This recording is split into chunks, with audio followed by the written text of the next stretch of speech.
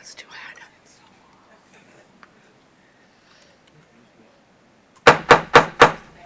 Good evening, good folks. We are here for our May 10th, 2022 general session of the City of Muskegon City Commission.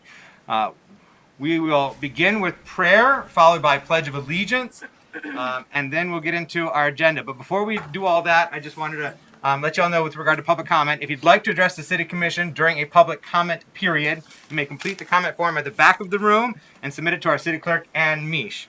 On the form, please provide your name, home address, and the topic on which you'll be speaking. When it's your time to speak, I will acknowledge you, and you'll come to the podium, provide your name, and give your remarks. Note, I will not share your address publicly, nor will I ask you to announce your address before public comment. Throughout our commission meeting, let's maintain decorum and remain respectful of one another. Visitors to our meeting should refrain from making remarks from the audience, and instead are welcome to sign up to give public comment at the podium when called upon. And so we will begin with prayer, and we're going to be led in prayer by Sister Agnes Mary from St. Michael's Church. And immediately after that, we'll have the Pledge of Allegiance. You are welcome to join us by standing if you are capable. Thank you. Welcome, Sister Agnes.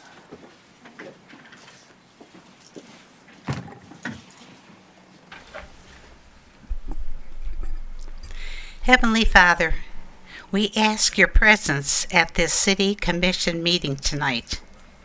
Please open our hearts and guide our decisions as we strive to serve all of our citizens in this wonderful community.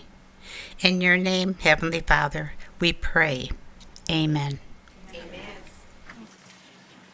I pledge allegiance to the flag of the United States of America and to the republic for which it stands, one nation, under God, indivisible, with liberty and justice for all. Thank you, Sister Agnes. All right, may we have roll call, please? Vice Mayor German, Here. Commissioner Gorman, Here. Commissioner Emery, Here. Commissioner St. Clair, Here. Mayor Johnson, Here. Commissioner Hood, Here. Commissioner Ramsey. Here. Thank you.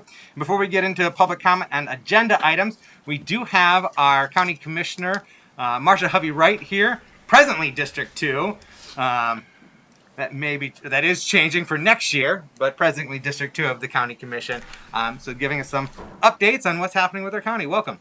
Yes, thank you. It's going to be District 4, which includes part of, the districts, the precincts in Muskegon that I've always had, 9, 10, 12, 13, 14, Roosevelt Park 1 and 2, and now the new area will be Norton Shores 1, 2, 3, 9, and 10, I believe.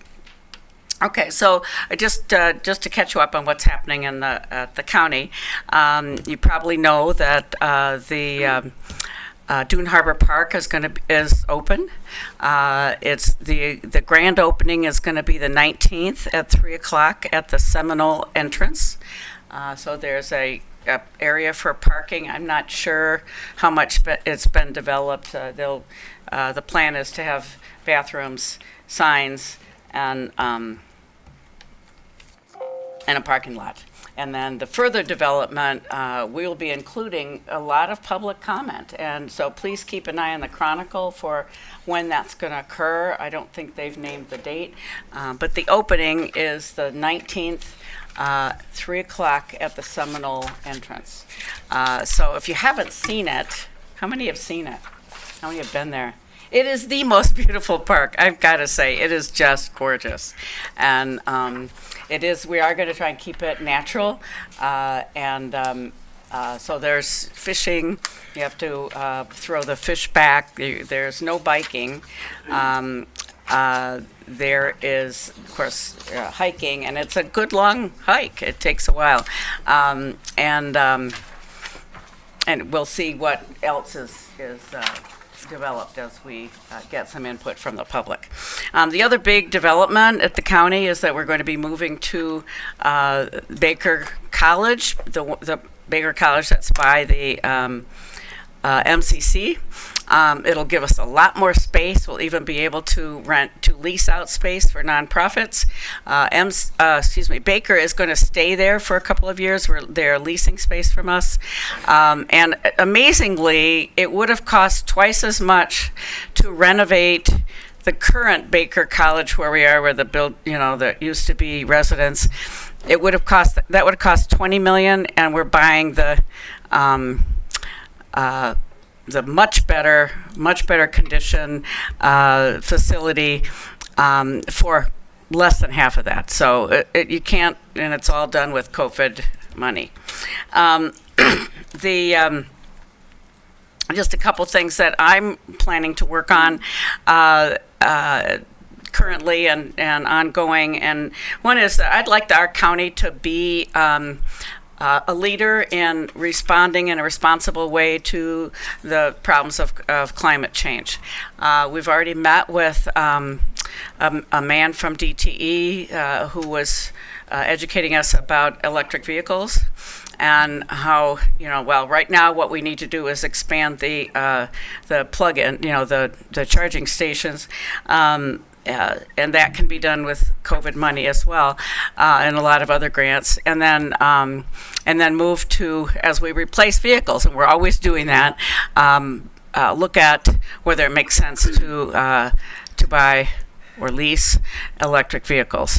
A lot of the stuff that's done is short range, and there's and they have an expert that will help advise us on what we can do. So maybe the city can do the same, and I can tell you who will help you. The other thing that, because of what's happening with Dune Harbor Park, and we're at the beginning stages of that, I'd like to see Friends of the Park, of each of our parks. I must say that the fees have not totally paid for what needs to be done in those parks, for keep maintaining it and upgrading it.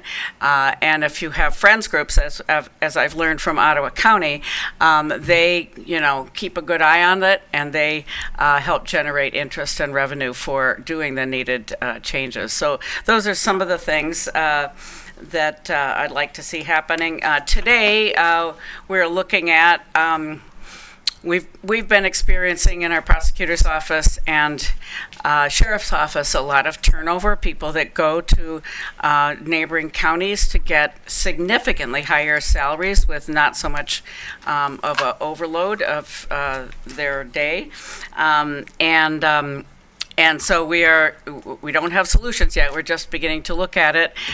We can use money from the marijuana taxes, and that will provide a good chunk of it, but we'll need more, because what we've gotten requests for, each department would totally take up the money. So we've got to figure out how to deal with that. But we really need to stop the outflow of experienced staff and have enough people in our jail to do the right job, and in our prosecutor's office, et cetera. Because as you know, we're expanding our court we're adding a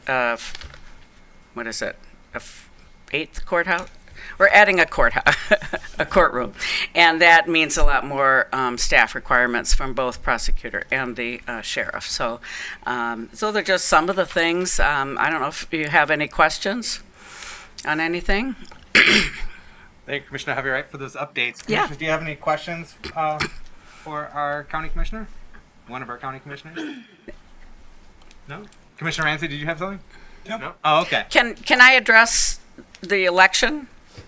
Or is that a different place? I mean, yeah, no, we're not doing any political campaigning. Okay, yet. all right. You can share that you are on the ballot in August if you'd like. Yes, I am on the ballot in August for District 4. We're not campaigning otherwise. Right, okay, and I don't have a primary, but there are two on the other side who are running.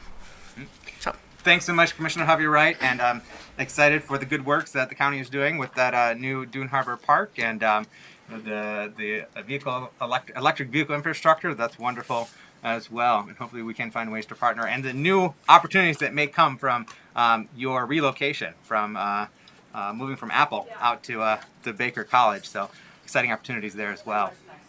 Yeah. Thank you. And there's a lot better access for the public as well. Thank you for being with us tonight. All right, now we're going into public comment on agenda items. So if you have public comment on any other items, that will be reserved for the end of our meeting.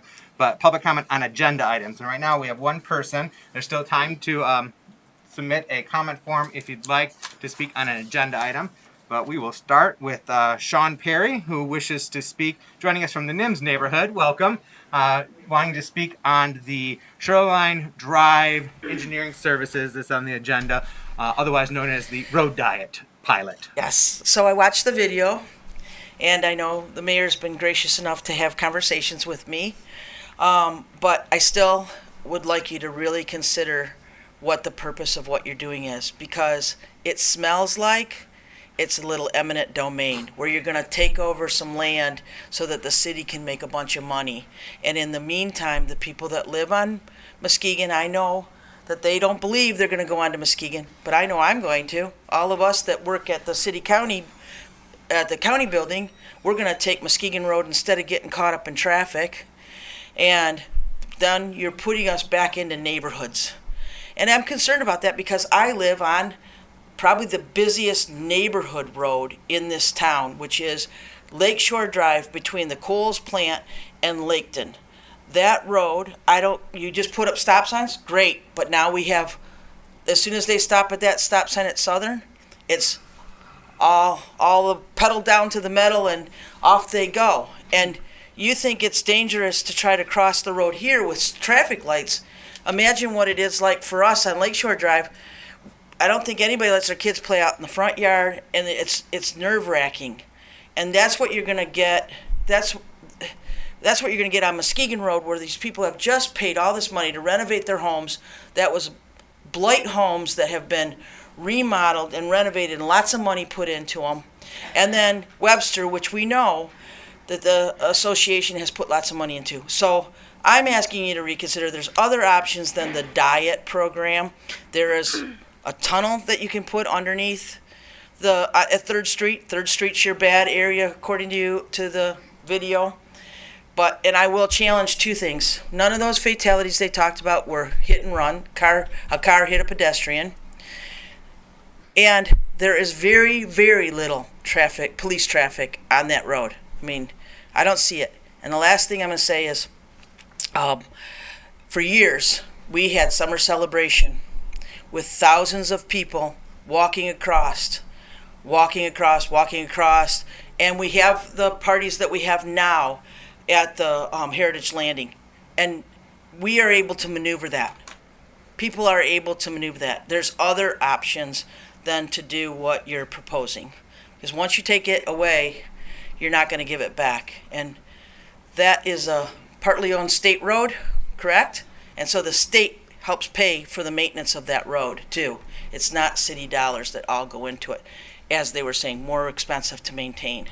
So I think there was just some blustering to make it look like you should do it instead of pointing out the truth. And the truth is the neighbors that are going to be affected negatively by you putting that traffic into their neighborhood. Thank you. Thank you, Sean. Appreciate you joining us tonight and providing your thoughts. All right. Is there anyone else that wishes to speak on an agenda item? All right. Commissioners, you've had an opportunity to review the consent agenda. Can we get that posted as well on screen? Would that be possible?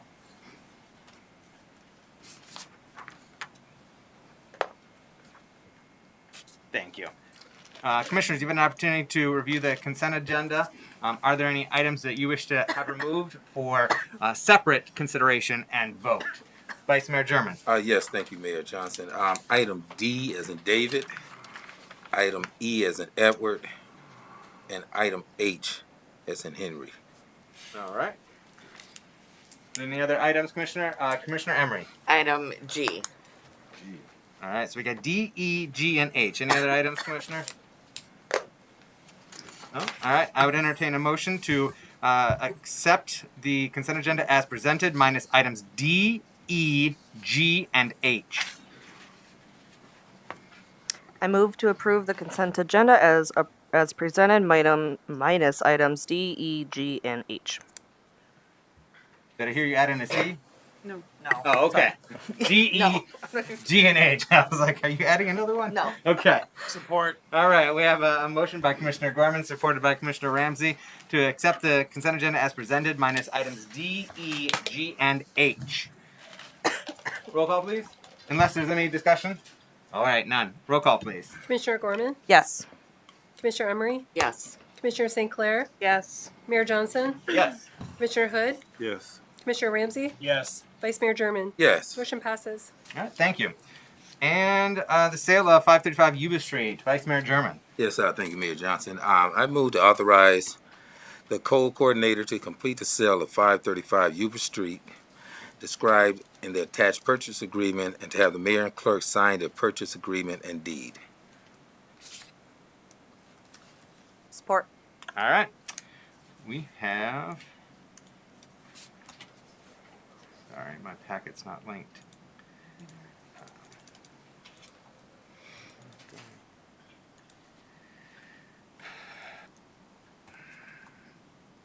All right.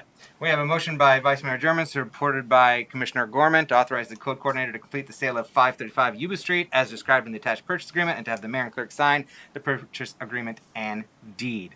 Vice Mayor German. Yes, first of all, I'd like to see if anyone here to speak on that. It must be Mr. Franzik. And is the actual purchaser in the chamber as well? Don't believe the Okay. purchaser is here. Oh, no, this is a separate lot on Yuba. Stephen. Oh, is this one here? Okay, this is Stephen's homes, I'm sorry. Yes, this is one of Stephen Benedict's. We approved, I believe, 8 homes in the Marquette area about a month ago. This is to amend that purchase agreement to include this additional lot on Yuba Street. Okay, and it's always good to have development in the neighborhood. The name didn't sound familiar as I looked at it, and I just wanted to get an update on it and see if that individual would be willing to speak on his project and development phase. Yep, Stephen can come up and explain, but it's similar to the rest of the homes he'll be building, the single-family homes. This is a different number. 523, 535. How's it going, Commission, Mayor? Yeah, this, for some odd reason in between emails, was missed with the last ones that you guys voted on 2 weeks ago, 3 weeks ago. And so we're ready to go. We're trying to have the holes in the ground the first week of June. This is the last parcel of the ones that were already voted on. And this, Mr. Mayor, could I interject for a second? oh, Item D is the sale of 535 Yuba, which indicates that that's being sold to James E. Locke Jr. And that Yeah, just a second ago I said, Yeah, The other you are. 523 Yuba Yeah, different this item. is The yours, sir. agenda packet is the wrong name. I'm looking at the. Just fortunately had the quitclaim deed here to look at, but the quitclaim deed does say 523 Yuba on here for Which is Stevens H. Homes.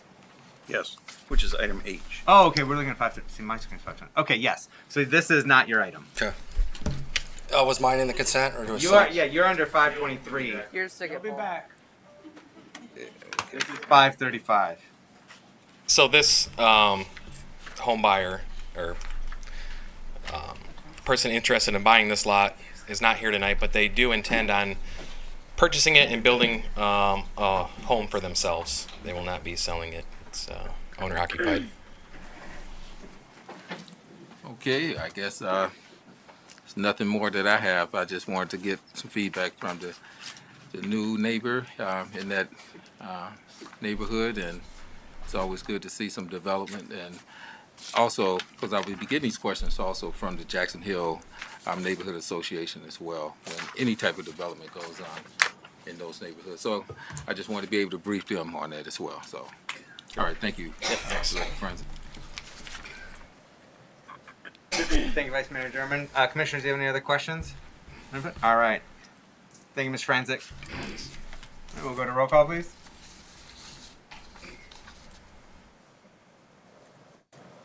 Sorry.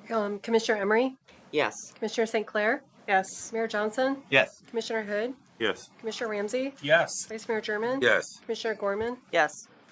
Can you remind me who made the first and second on that? That was Commissioner or Vice Mayor Mayor, German, and I supported by Commissioner Gorman. Thank you. All right, next up, we have the Shoreline Drive Engineering Services. Vice Mayor German. Okay, thank you, Mayor Johnson again. I move to authorize staff to sign the professional service agreement with Progressive AE and in the amount of $49,090 to provide traffic engineering service for the development and study of a pilot road diet on Shoreline Drive. Support. We have a motion by Vice Mayor German, supported by Commissioner Gorman, to authorize staff to sign a professional service agreement with Progressive AE in an amount of $49,090 to provide traffic engineering services for the development and study of the pilot road diet on Shoreline Drive. Vice Mayor German. Yes, thank you, Mayor. Director Evans, thank you for being here tonight. As indicated yesterday in our work session, I had some concerns about the diet study on Shoreline Drive due to the fact that as a sitting elected official, when we did the project for Muskegon and Webster to slow down traffic, to tie in the community with the downtown area, there was concerns about backup traffic on Shoreline Drive. I know without a study being done at this time, we have no way of knowing. But listening to some of the residents that spoke yesterday also, and I can't think of the gentleman's name, but he was very knowledgeable about a familiar or comparisons of where he lived in San Diego. Have we considered the corner spots and trying to make that more walkable? I believe that's on 4th, 3rd, going across from the Dock Mark area of those corners to try to make it safe and somewhat walkable without slowing down the traffic or doing a study. Excuse me. I don't know that I've looked at that specifically. I think it was addressed in the Imagine Muskegon Lake plan that there was some preliminary thoughts given to those areas. But yeah, I don't know that we've taken those to any additional depth beyond what was conceived there. Okay. May I go ahead. interject and piggyback on that? Yeah. If we were to move forward with this study, which is a focus study and just traffic alone with regard to Shoreline Drive from Southern to Terrace and narrowing it for a few months, as part of that analysis and what you'd be bringing to the commission subsequently to entertain, long-term planning and visioning and whether we want to actually try to implement this permanently, will you be bringing those evaluations as well to the commission, such as what had been previously recommended in the Imagine Muskegon Lake plan with regard to attempts for traffic calming along Shoreline Drive? Will you anticipate bringing that and evaluating that and bringing that to the commission for a comprehensive analysis and consideration? Yeah, I think so. I think, I said this is a pilot project. We'll try this, collect data, and make recommendations, and those recommendations could well include similar pedestrian safety improvements at those intersections that may or may not include a road diet. Mm-hmm. So. Okay, thank you. Okay. All right, thank you, Mayor Mayor. German. Yeah, and a question I asked yesterday also in the work session, I think we kind of estimated about probably the study would include 1 mile from Terrace to the southern street on Shoreline Drive. And a major concern that I have is traffic being diverted going back into the other neighborhoods. And also my constituents and citizens as well. And that would definitely increase the traffic flow within those communities there. So, to, I guess, agree and approve the study, if my vote was cast in favor of it, it would be saying that, okay, I'm okay with the project. I want to see how the study comes out, if approved. Again, I know we don't know until you have the data and the study's completed. But those are concerns that I have, and I think it just kind of defeats the purpose of prior projects that we've done in the past. Now we're looking to close out Shoreline Drive or slow it down due to this diet pilot study. So. Yeah, I think one thing I'll just say quickly is that I don't think there will be any traffic diversion or not much at all. And I think we did include provisions in the RFP and in the plan that if some major concerns are brought up, if we are diverting huge numbers of cars to Muskegon and Webster as a result of this, we can end it. The pilot's done. We take it down and it goes back the way it was. So it's not to say that we have to even fulfill the full 3 months if we get into this and we're wrong and there is a problem that we're not foreseeing. So I think there's a relief valve there if those concerns end up proving to be valid. Okay, thank you. Yep. Thank you, Director Evans. Thank you, Vice Mayor German. Before I go to you, Commissioner Emery, I just want to give Commissioner Gorman an opportunity, as the person who seconded the motion, an opportunity to speak on this item. I'm good. You're good right now? Okay. You're always welcome to speak later. Commissioner Emery. Yes. Now that, okay. Remind myself. Formalities. Yeah. So I wasn't here last night for the work session, but I did watch it from home. And I know that you explained what this study is going to be and how many steps beyond this study it's going to take to even accomplish this if we should choose to do so. It'll be possibly 10 years down the line. So our mayor covered that this is going to somehow look at pedestrians, safety. Yep. I think one of the driving goals of this whole idea is to improve the safety on that stretch of road. I think Jamie had the numbers last night where we talked about pedestrian accidents in this corridor, fatalities overall in the city. I don't remember the exact number. I want to say it's 8 fatalities on US 31 business route within the city out of 30 total in the last 10 years. Add in the fact that of that 34 more occurred on US 31 proper within the city, another one on Apple, and you get 13 of the 30 traffic fatalities in the last 10 years occurred on state highways within the city. State highways account for 11 miles of our 200-mile road network. It's a very disproportionate amount, and speed is a direct correlation to that. Okay. I know that last year or several months ago when we discussed the same thing, you had thrown out a price because so many people have mentioned a walkover or a tunnel under it for pedestrian safety, and you had talked about what the cost of each of those. Can you please remind us to the best of your ability? I don't recall what those were. I know a tunnel underneath would be very difficult just due to the groundwater elevation there. You would essentially have to elevate all of Shoreline Drive to get that road high enough to put anything underneath it, to the point that you almost make Shoreline Drive a bridge, creating a bigger barrier between your downtown and your waterfront. Bridges over the top, pedestrian bridges, in my experience, are not effective. They're very single point oriented, and they're very hard to meet for ADA compliance, where you have to have a switchback ramp that goes back and forth 5 times to gain the 20 feet of elevation needed. So in my experience, they don't work very well. They're not going to slow the cars. People are not going to use them because they're not convenient, and thus they're still going to walk across the street at ground level, and I don't think it really gets to the root of addressing the safety issues of that road. But I don't want to quote you the numbers that I said before. They're not coming to me I know on the top of my head. I was reaching for that one. I So, can thank add you. a little bit of context.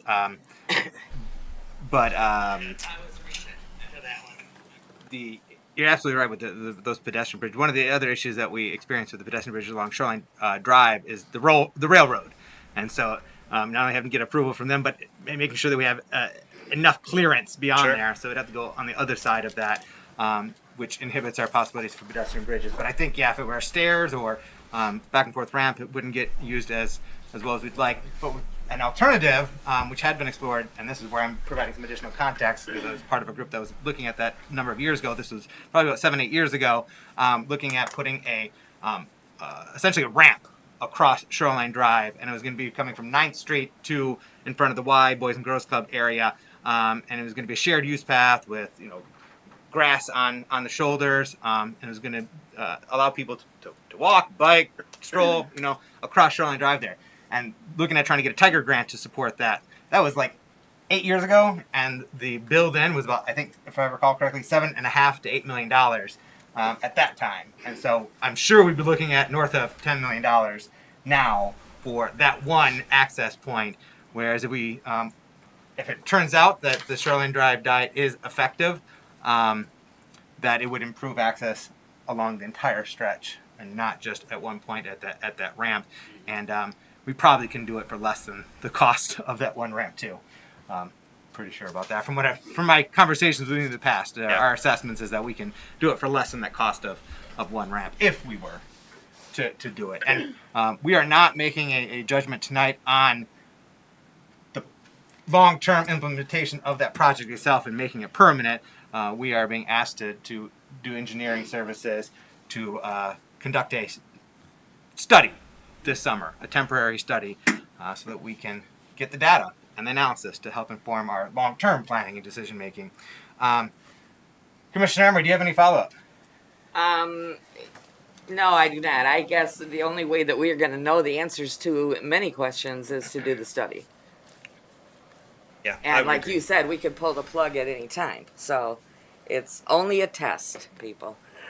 And so we've got these kind of questions come up before. I think you did a great job with your presentation last night, you and Jamie Pesh, helping to give background, give history, and I encourage everyone to find that presentation, watch it, read the slide deck, read the RFP, gain more insights and understanding of this. But I think y'all did a great job with that presentation last night, and including answering many of the questions that have percolated and popped up since this came to light. There are other questions that haven't been answered yet. Could we maybe have a Q&A page or a link added to that website so that as those questions come in and you have an opportunity to answer them, you can add them to that list, and so people can see all. So people are not necessarily asking you the same question 1,000 times and you having to answer it 1,000 times.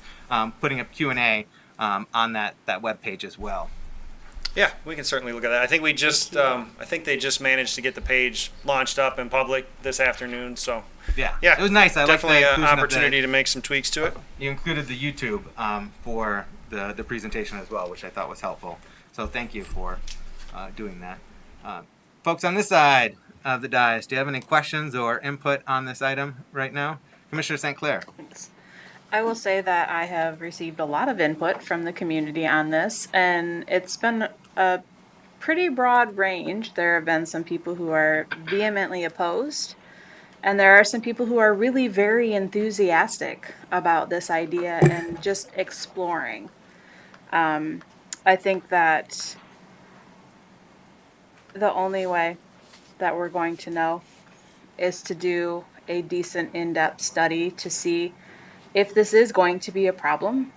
And I think that there has been historic issues with Shoreline Drive pretty much from the beginning, and that it behooves us to take the opportunity to do a measured look at what we could do differently. So thanks for your thoughtful work on this. Here, here. Thank you, Commissioner St. Clair. Commissioner Hood, do you have any questions or comments at this time? No. Commissioner Ramsey? No? All right. I think we are good to go to vote. Before we do, I just wanted to address one of the comments I heard earlier tonight, and I've been hearing elsewhere, in recent weeks that part of the impetus for this, and if we were to make it permanent, it's a, as I heard tonight, eminent domain, and others say it's just a land grab, that the city's just trying to get property so that we can put condos on it or something. But no, the city is not interested in putting condos on that. They'd be used public use, any property that is freed up. If it were to be, and we're a long ways from deciding whether or not this is going to be permanently implemented, and even if MDOT would allow us to permanently implement it, But no, our intention is not to develop it for private use. It is to remain in the public domain for public use, enjoyment, utility, recreation. And so that's going to be part of our process, though, going forward. We're going to have an open house in June, which is going to update the community, further answer questions. Assuming this gets approved tonight, we'll have that open house in June. Answer further questions, continue to educate, continue to receive concerns, and proactively work to mitigate those concerns, because I think all of us care about the potential disruptions to the surrounding neighborhoods and the impact on them, and we're going to seek to mitigate those as we move forward with this pilot study. And we're doing this with the intent of better serving our community, of getting our residents improved access to our waterfront, and strengthening the interconnectedness of our downtown to our beautiful Muskegon Lake. So keep an eye out for that open house, and then perhaps we may want to have some extra emphasis on meeting, or maybe extra emphasis inviting to that open house our NIMS, Nelson, and Jackson Hill neighborhoods that are directly adjoining Shoreline Drive there. So one other question, though, Director Evans, before we go to vote. It was brought up last night about the idea of kind of staging the area that's going to be blocked off and not used, potentially staging something there to show people how it could be used. You know, harkening back to the mitigating those concerns about we're just going to use it for private profiteering or development. Like, might we be able to do any kind of staging with fixed figures of like, hey, this could be used for, you know, parks and recreation. It could be used for staging in support of festivals or special events. It could be used for parking, or it could be used just some of the ideas. I guess you can chew on that and bring that to the open house as to what might be possible, so that the public can see maybe what you see and what our planning department sees and what our manager sees, long-term visioning, and the rest of our community is not quite capturing what you all are envisioning. It's definitely on the forefront of our thought, and we'll have to work closely with MDOT on that. You know, it is their road. They're going to have to permit whatever we decide to bring. So I think we'll work with our consultants, presuming this is approved, and work with MDOT and come to that meeting in June with some concepts of how we can make sure that space is engaged and it doesn't just feel like a void on the road, right? Mm-hmm. All right, excellent. Thanks so much, Director Evans. Thank you to your team and the planning department team. And commissioners, any final questions or remarks before we go to vote?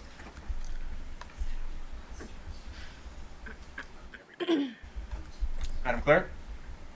Nope. No? Good. Okay. Thank you. We are going to roll call. Commissioner St. Clair? Yes. Mayor Johnson? Yes. Commissioner Hood? Yes. Commissioner Ramsey? Yes. Vice Mayor German? No. Commissioner Gorman? Yes. Commissioner Emery? Yes. Motion passes. Thank you. Next up, we have item G, concession agreement with Michigan Lighthouse Conservancy, and that is Commissioner Emery. Thank you, Mayor. I move to authorize staff to enter into a 3-year concession agreement with Aaron Borges of the Michigan Lighthouse Conservancy for the use of the chalet at Pierre Marquette Park. Support. Okay, All right, just a second. All right, we have a motion by Commissioner Emery, supported by Vice Mayor German, to authorize staff to enter into a 3-year concession agreement with Aaron Borges of the Michigan Lighthouse Conservancy for use of the chalet at Pierre Marquette Park. Commissioner Emery, take it away. Okay. Formalities. Yes. I know that Miss Borges couldn't be here tonight because of illness, but is there anyone else here from the Lighthouse Conservancy? No? Okay. Just checking. I didn't know. Yeah. I would like, I know that I did talk to her yesterday for a while. I know that she is requesting to be able to do the annual fee of $1,000. That's a yearly, and also 5% gross receipts of anything that they sell from there. The plan is to use that because right now they have their goods for sale. Some of them are my pictures that I donated. It's all in the base of the lighthouse, and it's very tight And so what they're looking for is to use the chalet as a place to use as their little store. And it will also bring more attention to our wonderful lighthouses and get maybe some more traffic there for the benefit. But to tell you a little, had it not been for Michigan Lighthouse Conservancy, these lights would have been lost to us. And they are, the one on the channel wall was built in 1915, I believe. Yeah, 1915.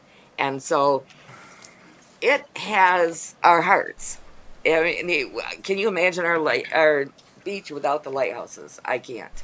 So I'm trying to win some hearts here, people, because I would like to amend this to, because they're a not-for-profit, because every dollar penny that they make goes into restoring those lights and to saving those beloved icons that we have at our beach. So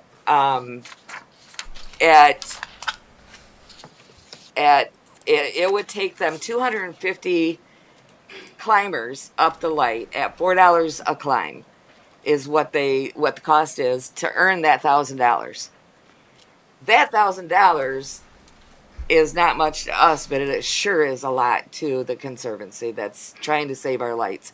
So I would like to amend this return, or this taxes, amend this this motion, and I would like to offer that chalet to the Conservancy to save our lights for free. No annual fee, because that $1,000 is a lot to them, and no 5% fee of the gross receipts.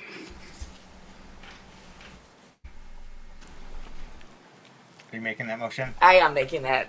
Yes, I am making that motion. We have a motion to amend for a 3-year concession agreement without an annual fee for contribution of any percentage of gross receipts.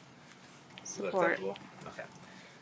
So, all right, we've got a motion to amend by Commissioner Emery, supported by Commissioner St. Clair, to nix the annual fee on the 3-year concessionaire agreement with the Lighthouse Conservancy Muskegon Lights branch. Any questions or comments? Commissioner Ramsey. Where's the chalet located? Right at the mouth of the NOAA property. Sorry. Very far north end of Pure Marquette Beach, near the NOAA Coast Guard station in that area. So where the road kind of goes toward the beach? Closest to Margaret Drake Elliott Park. Yeah, the one that's already there. So is it? Yeah, is it? So it's the one that's already there. Yeah. Now is that the one that everybody freaked out about the first time? Not because of there. It was originally located up the road, and people really didn't like that in the middle of Pure Marquette Park and obstructing views, and so then it ended up getting moved to hug, snug. Yeah, it's further down. Right next to the Coast Guard and NOAA and all them in Margaret Drake Elliott Park. I was going to lose my mind if people had lost their mind about that being the location. Yeah. I think it's a great idea, Commissioner Emery, and I would support it 100%. Oh, that's Way to why I love see you. forward in that, and if there's anything we can do to keep those spaces beautiful and available to our neighbors and visitors to our beautiful hamlet, I support it. Thank you. And as I understand it, the Lighthouse Conservancy has often provided the porta-john there as well. And so they've been providing a service to our community with that also. Commissioner Hood. Yeah, I'd just like to know, is that the first chalet that we would be waiving the annual fee to? That would be a question for staff, but I believe yes. I don't control the ones at Western Market, but I can't believe we've ever waived a fee at Western Market. So this would be this is the only chalet at Pure Marquette, and this would be the first one that I've ever seen a total fee waiver for. And if not, then what would be the qualifying factors to waive the annual fee for other chalets? Because I'm quite sure that will come up, and we need to be ready for that. We have made payment arrangements with some chalet owners who weren't able to pay upfront, and then during the height of COVID, where we had a couple of chalets that were not filled, we allowed a chalet person to possibly take over a second one, and we didn't charge them that because we wanted them filled. But we have not fully ever waived a chalet. So I think if that was so the desire, it would probably be taking it back to the committee to get a recommendation from them, since we do have a committee of business people and staff members who are involved in those choices. Any follow-up, Commissioner Thank Hood? All right. Commissioner Emery. Just, this isn't, I'm not saying that we should or could do this for any nonprofit. This particular nonprofit is saving our lighthouses. So they have only volunteers. Literally every penny that they earn goes into restoring those lighthouses. And it has cost thousands and thousands of dollars. So that's why I'm asking for this, just for this particular nonprofit. Commissioner Ramsey, I saw you, but I'm going to go to Commissioner St. Clair first, and apologies for not going to you previously as the person who supported the amendment. Thank you. So, Commissioner St. Clair, do you have any comments on the amendment? To Commissioner Hood's point, I think that is important to be mindful of. I think that there is a difference. Correct me if I'm wrong. Are any of the other chalets supporting nonprofits specifically? No, Okay. they are not. So that's one factor. And to Commissioner Emery's point, this enterprise only exists to serve our community by maintaining the lighthouse. So I think that it's not an apples to apples situation. It's not a private enterprise coming in and selling their t-shirts or their donuts or whatever. So I think that while this could potentially be a slippery slope, and it's probably something that we need to take some serious consideration about in the future, I'm not particularly concerned about this instance being problematic. Thank you, Commissioner St. Clair. Commissioner Ramsey, did you still want to Yep, I sure speak or do. ask questions? All right. I also am not concerned about this particular instance, but I would like to encourage staff to come up with a policy and a sliding fee scale or something that has to do with this, because, to borrow the words of Commissioner Gorman, we are setting a precedence here today that shows this. And so let's make sure that as we move forward, that we have a policy or a procedure or a outline, a rough guideline even, if you will, so that we know how to address these moving forward. I think that there's an opportunity here, especially down at the beach in the summer months. So it's going to be wonderful, or it's going to be a storm. But let's run into it head first. Thank you, Commissioner Ramsey. Vice Mayor German, did I see your hand up? Yeah, you did. Yeah, thank you, Mayor. Yes, that was one of my concerns. Have we done this type of service for other chalet business owners? And it's Commissioner Emery stated, this is a nonprofit organization, and the other ones are not for profit. Are for profit, I should say. So, due to Commissioner Hood's and Commissioner St. Clair, I agree with what they stated, and I think this could be a option where we could go ahead and move forward, possibly with this certain request. But also, as Commissioner Ramsey stated, there's definitely should be some type of guidelines and policy, so we're not showing or perceived to be showing some type of favoritism or special privileges or anything like that. So I'm okay with it. Thank you, Vice Mayor German. Commissioner Gorman, did you have anything to add or ask? No. All right, thank you. I have one final, Mr. Mayor. Yes, Commissioner Ramsey.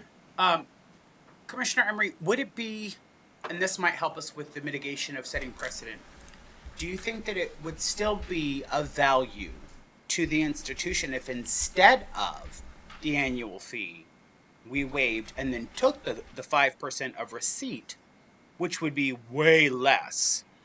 But still, it starts to set that a process that we can look into.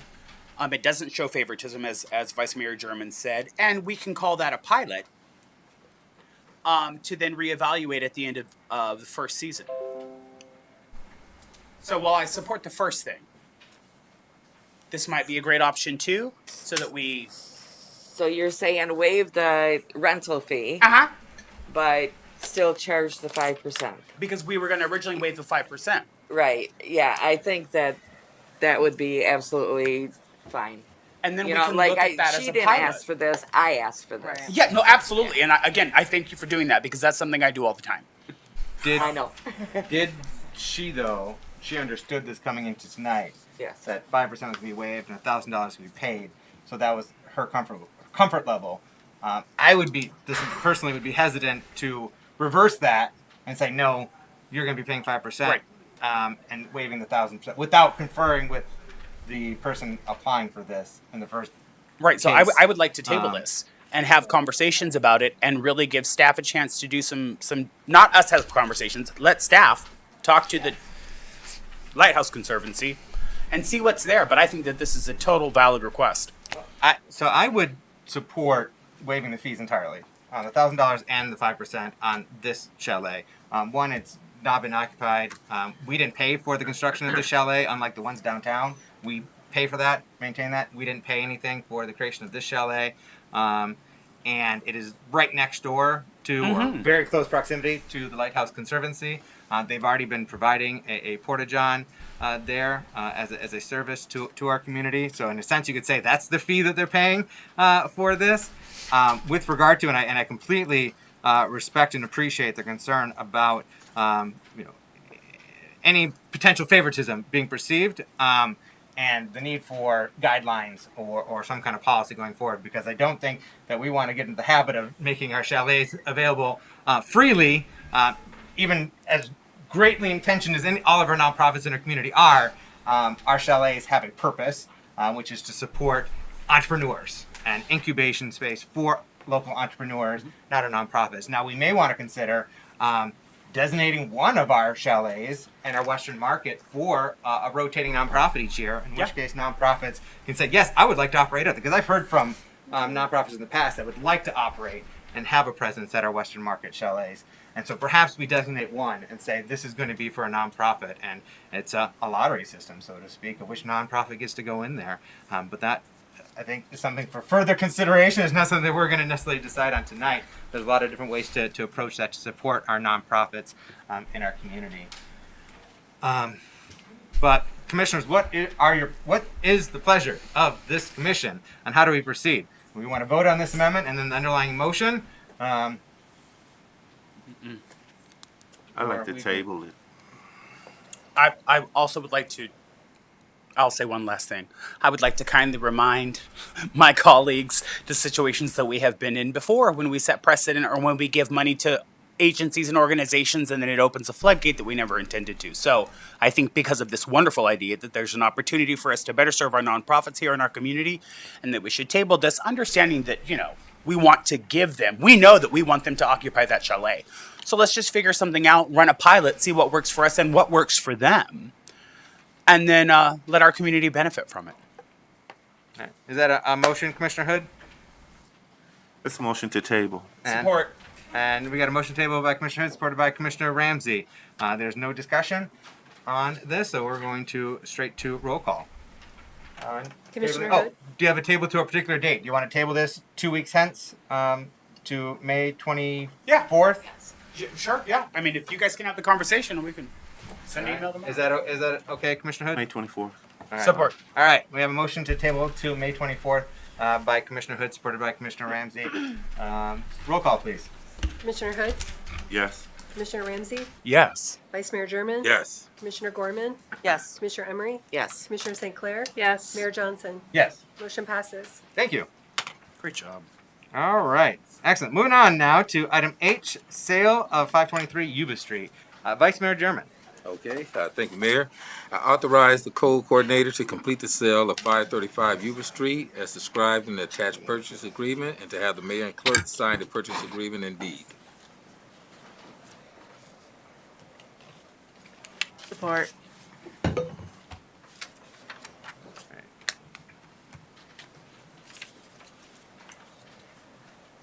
Could you scroll down just a little bit? My computer's not working right now, Here you go. Madam Clerk. Oh, here we go. We have a motion by Vice Mayor German, supported by Commissioner St. Clair, to authorize the code coordinator to work with the developer and complete the sale of this additional city-owned buildable lot as described, and to have the mayor and clerk sign the deed. All right, Vice Mayor German. All right, thank you, Mayor. If I can have Mr. Locke come back up to the podium, please. No, this is. It wasn't him. Okay, This it one wasn't is him. Okay. Stephen Benedict. Oh, Benedict. Okay. Right. Well, he wasn't present. He's not present. But it is him. Okay. I think it was wrong in like the agenda or something like that. I'm not sure, but Sorry about the mix up there. Yep. Yeah, but you were saying before that you're in the process of the development, and just kind of expound on. yeah. that. So you already approved 9 lots. This is the 10th lot, and we're scheduled to dig the holes the first week of June. There'll actually be 14 builds because I own 4 lots privately in Marquette, so there'll be 14 done in the next 24 months. Okay. And exactly where are you building the homes in Marquette? Exactly where at? I believe it's Albert, Ducey, and Wesley, and all of them are between the highway and Creston. All of them. They're all within that one block. And those are all single family. All single family. Every single one's the same print. I believe it's 1,558 square feet. They're 3 bedrooms, 2.5 baths. They will be plumbed in the basement for another full bath, and there'll be 2 egress windows for potentially 2 more bedrooms. So a total of 5 bedrooms, 3.5 baths if someone wants to finish it. And all have basements, you say? All of them have full basements, yes. Well, So unlike Hackley, we're doing the duplexes on Hackley. We hit water at 1.5 feet there, so there's no basement there. Right. All these have passed our tests and will have full basements. Yeah. All right. Okay. Thank you. Thank you, Vice Mayor German. Commissioner St. Clair, do you have any questions? I do not. All right. Commissioners, do you have any other questions or comments on this item? All right. Thank you, Mr. Benedict. Thank you. All right, roll call, please. Commissioner Ramsey, Yes. Vice Mayor German, Yes. Commissioner Gorman, Yes. Commissioner Emery, Yes. Commissioner St. Clair, Yes. Mayor Johnson, Yes. Commissioner Hood. Yes. Motion passes.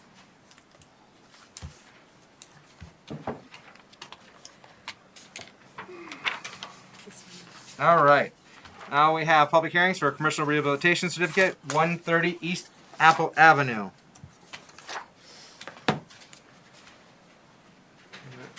Mr. Franzik, planning manager, report out on this.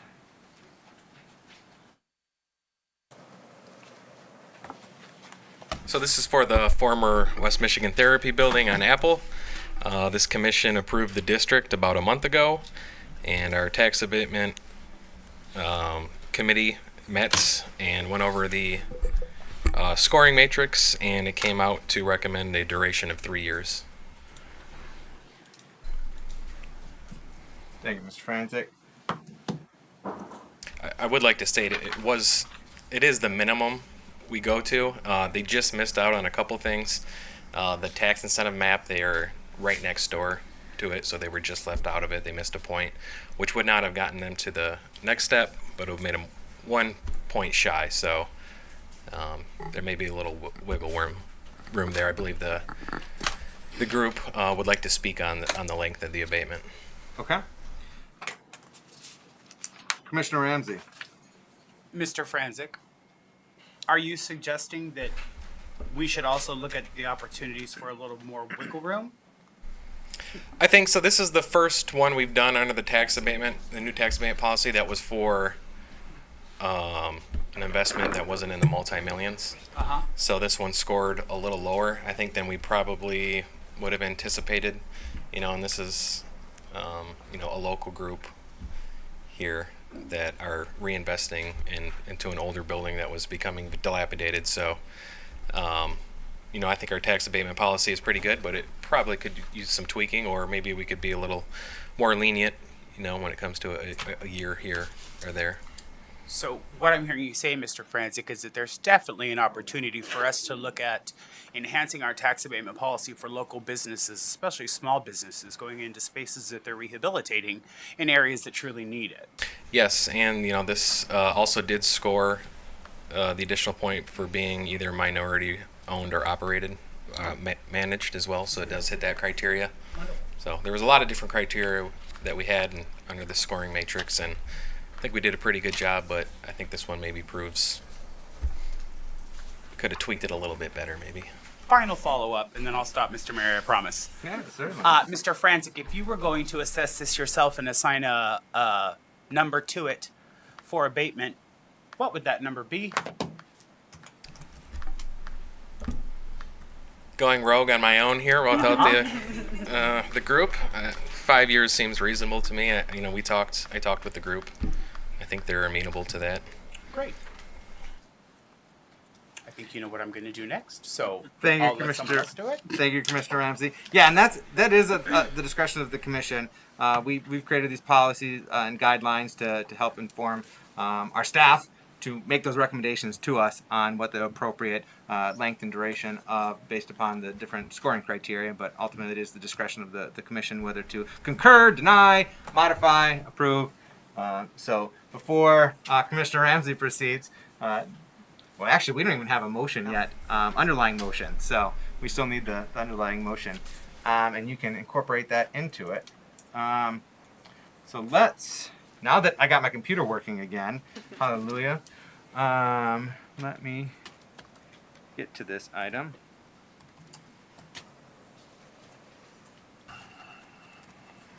All right. So,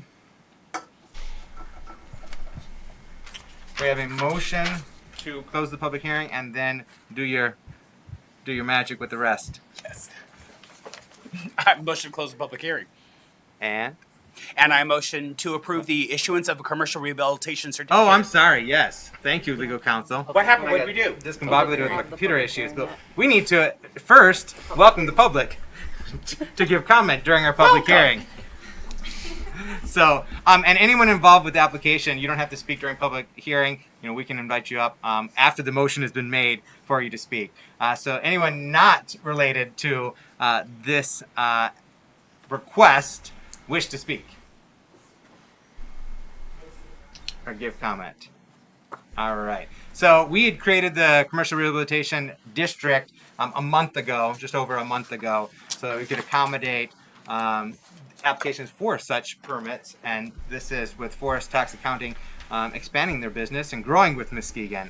And so I think we'll be hearing from them in just a moment. But before we do that, one last chance for public comment from the audience. No. All right. Thanks again, legal counsel. Now, Commissioner Ramsey. I would like to motion to close the public hearing and to approve the issuance of a commercial rehabilitation certificate at 130 East Apple Avenue for a duration of 5 years. Support. All right. We have a motion by Commissioner Ramsey, supported by Commissioner Hood, to close the public hearing and to approve the issuance of a commercial rehabilitation certificate at 130 East Apple Avenue for a duration of 5 years. Commissioner Ramsey. Yeah, I would love to. I don't have anything else to say, but I would love for us to give an opportunity for any of the team to get up and speak if they would like. Absolutely. Yes. Would anyone, Ashley or anyone else, wish to get up and speak on this item or on your business and what you're doing? And So thank you guys. We're so excited. Whew, it's been a long journey.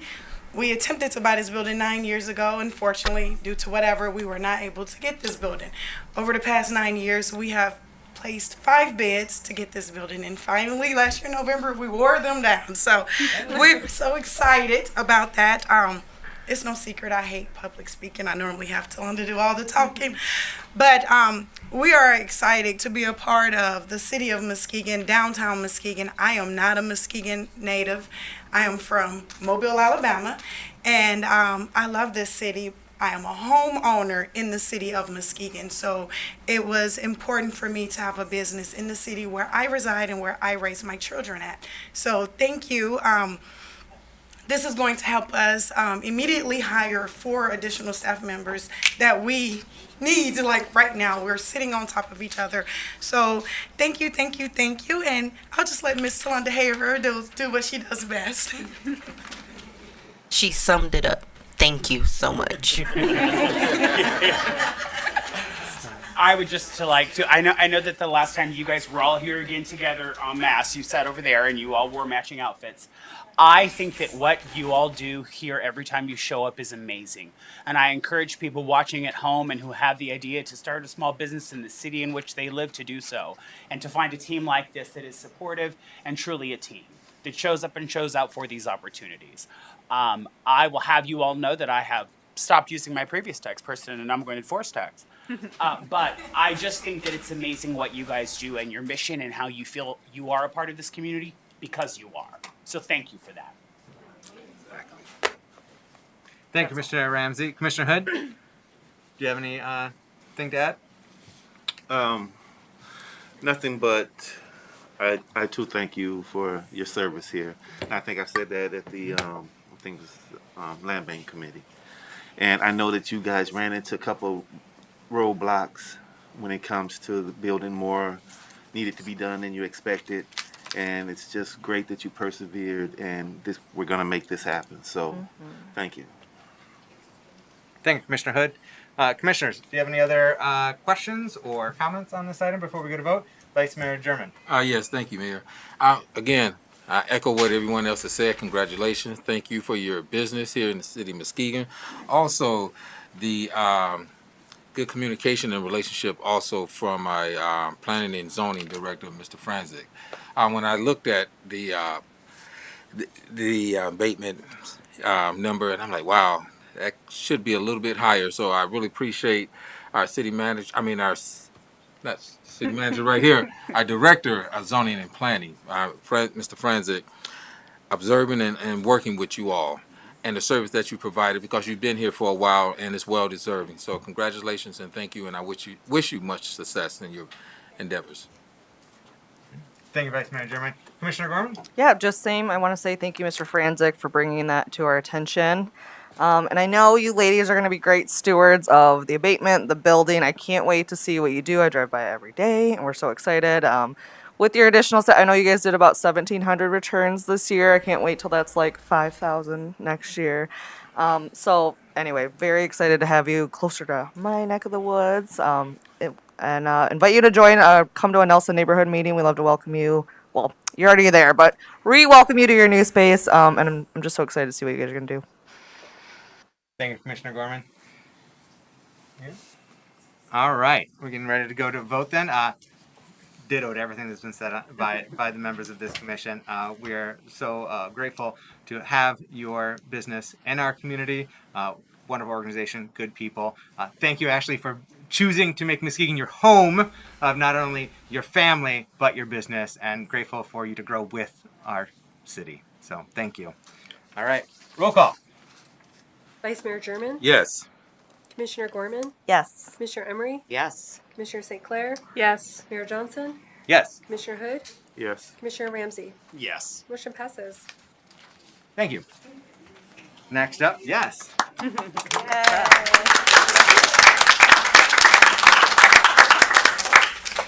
Next up, we have the HOME, H-O-M-E, capitalized, American Rescue Plan hearing with our Community Neighborhood Services Director, Anita Bailey, leading out. And this was on our work session last night. Welcome back, and we're going to have a public hearing now. All right. So the city of Muskegon has received some Home American Rescue Plan dollars to serve the most vulnerable people in our community, and we have worked with partners throughout our county of Muskegon to help us navigate and focus on who that population is. And so tonight we've come with a number of things that are possible for us to assist with, and we have some partners here who also would like to share their heart and commitment to our focus.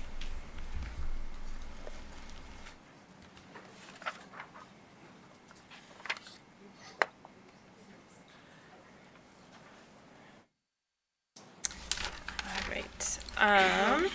Welcome. Will you just give your name and organization again as you speak? And anyone else that's going to speak, to get on the mic, just provide their name and organization. Sure. My name is Rachel Zaragoza. I'm with the Muskegon Area Intermediate School District. Welcome back. Thank you.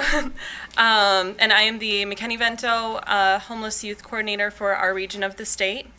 And I just want to give some background information as to why directing these funds towards youth that are under 18 is so important for our community. To date, there are 600 kids who have been identified as experiencing homelessness in our Muskegon County schools, a number that we know represents an under-identification of unhoused kids in our community. A recent study was conducted by Michigan State, which indicated, according to their research, schools in Michigan should be identifying 10% of their students who are academically disadvantaged as homeless or are experiencing a housing crisis.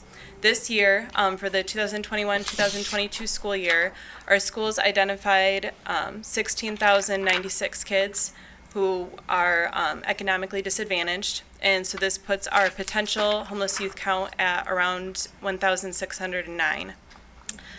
This means that there are likely 1,000 more kids that are experiencing homelessness or a housing crisis and have just been really good at hiding it. Of the students that we have found, 297 are between the ages of 10 and 17. Of the kids that we are able to identify, we have determined that 78% of them live with a friend or a family member, 11% live in a motel, 8% live in a shelter with a parent or guardian, and 3% are completely unsheltered and unhoused. Of these kids, our schools have identified 87 who are unaccompanied, meaning that they do not have physical custody. They're not in the physical custody of a parent or guardian. These kids have been ignored and forgotten in Muskegon for far too long. In representing our homeless liaisons and advocates across our 16 public school districts and charters, we advocate for these funds to be used towards programming that will support our youth that are under 18. We advocate that these funds be used for a drop-in space for youth in crisis, a temporary housing placements, and or short-term emergency shelter that can be, and we just ask that careful effort and consideration is instilled in this planning process to ensure sustainability, and these services meet the immediate needs of our youth. And the Muskegon Area Intermediate School District looks forward to continued partnership in this planning process. Thank you, Ms. Zaragoza. Welcome. Hello, I am Nicole Darcy and I'm with Muskegon Public School Districts. So thank you all for the opportunity to speak today. I get to represent the heart of the matter because I am the homeless liaison for Muskegon Public Schools. And I work with homeless families and youth every day in and out. I could tell stories on end, but to keep it short, I just want to share the hardest part of my job. And that is watching a youth go back into a situation that they never should have been in the first place because we have nothing to offer them and they have no other place to go. We're sending a 16 or 17-year-old into a system to ask for help that they have no idea how to navigate, they're afraid of, it isn't designed to serve them, and it overwhelms and frustrates even adults. I think we can do better. We're a county that doesn't have anything for our youth right now, and that's a huge disservice to them. And I just want to let you know that they know this and they feel it every day. Muskegon Public Schools would wholeheartedly support an initiative of this kind and be interested in supporting a planning committee and serving on that to do whatever we can to help. So I thank you for your consideration. Thank you, and appreciate your partnership. Welcome. Welcome. My name is Chauncey Williams, and I represent Muskegon Public Schools also. I'm the K-12 career and college facilitator. I've worked as a classroom teacher for like 20 years, and I've been in this role the last 3 years.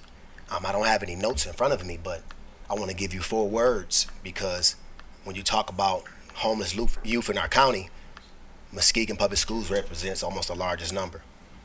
So we're disproportionate on one end of our students being homeless, but also in the capacity of the space that I work in at Muskegon, being in an administrative role, but choosing to be with our population, which is least likely to succeed, which is MCEC, Muskegon Community Educational Center, where you're getting kids that's on the margins, where they're not going to school, or they're in that space of being homeless or couch surfing or trying to find a space in life where they can connect. So I just want to bring up 4 words. First is the Alice families, right? Poverty. Those numbers are daunting when they're shared with United Way. But then it's the number 2, the ACEs, the trauma. And poverty is one of the biggest indicators that brings on the trauma and your ACEs score. But 3 is, if we do have a space where our students can go that's under 18, are we going to teach a soft skill? Is it going to be a competency? Or is it 3 hots and is it 3 hots and a cot? Or is it the last word, mentor? So when you're working with a population 18 and under, what capacity are we willing to serve? But as you see, you have the representation of Muskegon Public Schools Homeless Liaison, the ISD in support, and myself with building the capacity for career and facilitation of trying to help the kids imagine what the world of work looks like. Because when you go from poverty, that's a deficit mindset. It's about shifting minds to get people to see the reality of what they can be and who they can be, and where are my systems of support in our city, because they're there. Because it's always one word that's given when someone's in a deficit space, and it's out of school youth. There's so much money for out of school youth, but how do you find them? How do you mentor them?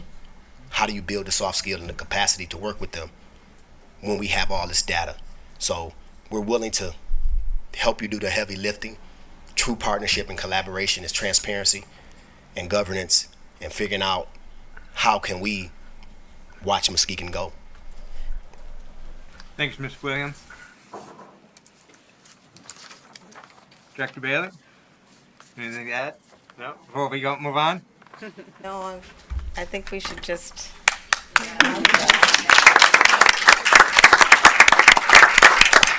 I feel heavy-hearted, but I feel so encouraged, and I know that we're going to do it and the way that they have prescribed for us to do. So thank you all for being here. Thank you for coming. Yes, thank you, Director Bailey, and that round of applause is for you and your department as well, for the groundwork to engage with our community and the various different agencies to help identify the needs. And these dollars are meant to support those that are the least among us, that have the least among us, that are most in need. And when you're talking about housing insecure youth, those among the most vulnerable in our population, and it's so critical that we provide them with that care and give them that housing that's fundamental. In terms of the hierarchy of needs, it's kind of hard to get an education if you do not have housing and security in that regard. And so it's just so important, and you're filling a gap that is going unmet right now with this programming. So thank you, Director Bailey. Thank you to our community partners on this initiative as well. Commissioners, do you have what we need it to the public before I go to the commission? To the public, do you have any comments on this item? If so, you may go up to the podium, provide your name. If you're comfortable providing your address publicly, you may do so. Otherwise, you can give your address privately to our city clerk, Ann Misch. Welcome. So I'm Diane Foster, 135 Ottawa Street, and of course, this is about kids, so I'm all for that. What I want to know is why we're stopping at 17 and not going to 18, seeing as how we have so many kids in school that are still 18. Is there a reason for that? Because they seem to be the ones sometimes that have been going through this the longest, if you think about it. Like if they have family problems or financial, the 18-year-olds, of course, have been going through it longer than the 5-year-olds. No offense, but I just want to know why we are drawing the line at 17 is what my question is. When I know 18-year-olds, they're almost struggling more than any other age group almost, because they're not young, they're not old enough, they're just that in the middle, not knowing what to do with themselves. I see it. I'm with my own grandkids. My one is flourishing and one doesn't know if he's coming or going. He's finally coming around. He's finally figuring it out, but he's just turned 19 and it's taken him a whole good year to be out of school to finally get his bearings here.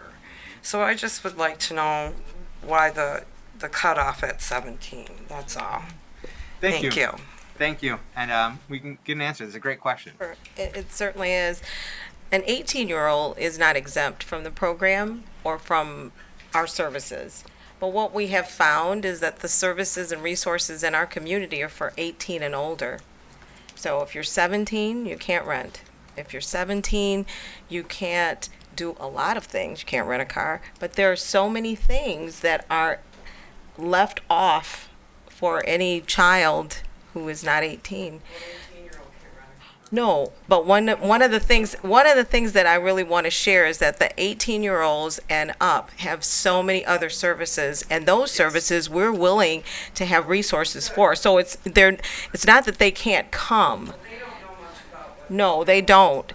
And I think what Chauncey has described is that there's a mentorship program built into these resources for all youth. And we have programs like the Michigan Works. We have, 18 to 24. So every time we talked about a child, someone in our group of partners said, oh, they do that.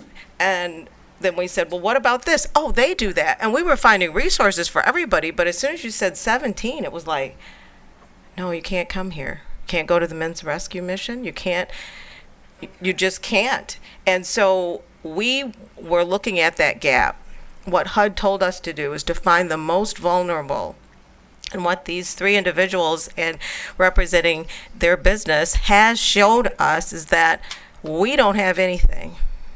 And it hurts. It hurts my heart. I hope it hurts your heart. I hope you feel some kind of way about allowing Child Haven to leave our county, allowing Webster House to leave our county, allowing nothing to replace those things that are specific to our young people. That is sad. And we are all here who live here, and I didn't know. I didn't know. And so that's why we're excited that the funds that have been provided to us, a gift, and we're going to gift it to our youth. And I want our youth to know that tonight. I want them to know that we are for them 100%. Absolutely. Excellent. Diane, you can provide additional comment at the end of our meeting, or engage any of us one-on-one. But Director Bailey, absolutely, 100%. Thank you so much for the work you're doing. And you're absolutely right. Many people probably didn't know. But when you know better, you do better. At least we have the opportunity to do better. And that's what you're providing us, is the opportunity to do better. So thank you. So that we may go into commission deliberation, can we have a motion to close the public hearing? And unless, one last chance, anyone from the audience wish to give remarks on this item? Yes, over there. If you could just come to the mic, provide your name and address if you're comfortable doing so publicly. Otherwise, you can provide your address to our city clerk privately. Okay. My name is LaShondra Young. I'll privately share my address. I am a testimony of Child Haven.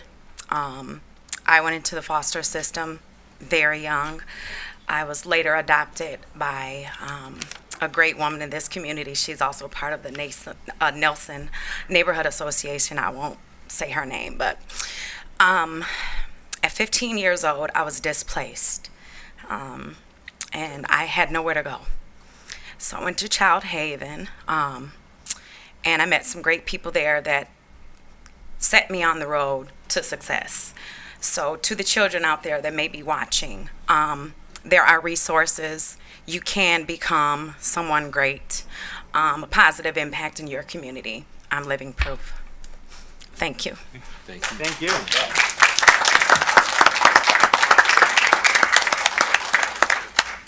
Anyone else from the audience wish to give a remark during public comment?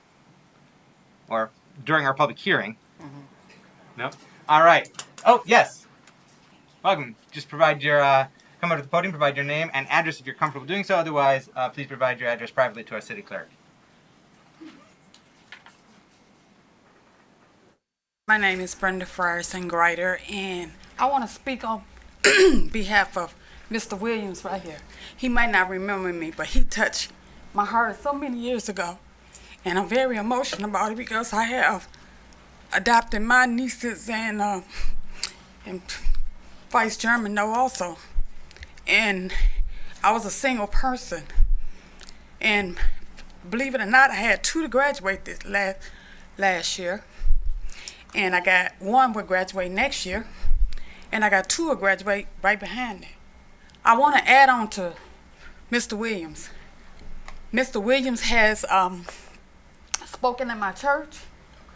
And he had my niece and my nephew, Jaheim and Jamil, birthday grade. Yeah. And he was an awesome supporter. I mean, he was one of those teachers that all the kids, every kid in that classroom was somebody. Every kid in that classroom could be somebody. You know, you don't have very many teachers that step up like that. And if he could help a parent or a kid, he took the time out and he did that. Even when he had his own family. And I commend him. I don't know these other 2, but I stand behind them also because it takes a village to raise children, especially now. Mm-hmm. You know, and each and every one of my kids, I'm so very proud of them. Even my grown kids, they went to college. They was dean of student kids, my 2 grown ones. And then I got 5 more, and they stepping right up there too. So I commend what they're doing, and I pray that they get what they need to help the young people that needs help, because everybody don't have somebody.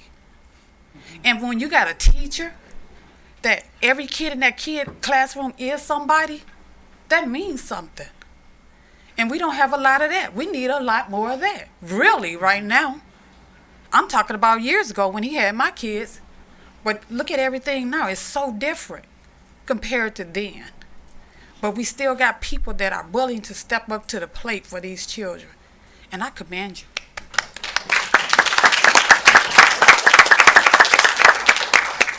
Thank you for being here with us tonight and sharing. All right, commissioners, entertaining a motion to close the public hearing and move forward with the underlying. I would like to make a motion to close the public hearing and authorize CNS to submit the proposed project or projects, selections itemized within this request, youth services and employment, affordable rental and homeownership, housing opportunities. Support. All right, we have a motion by Commissioner Ramsey, supported by Commissioner St. Clair, to close the public hearing and to authorize CNS to submit the proposed projects, selections itemized within the request, youth services and employment, affordable rental and homeownership housing opportunities. Is there any discussion? Commissioner Hood. Oh, I'm sorry. Just out of formality, I will go to Commissioner Ramsey as the person who made the motion, followed by Commissioner St. Clair with supporting. Commissioner Ramsey. That's why I made the motion, to make sure I got a chance to talk. Now, Director like Bailey, you ever go without an opportunity to speak. Come on. True story.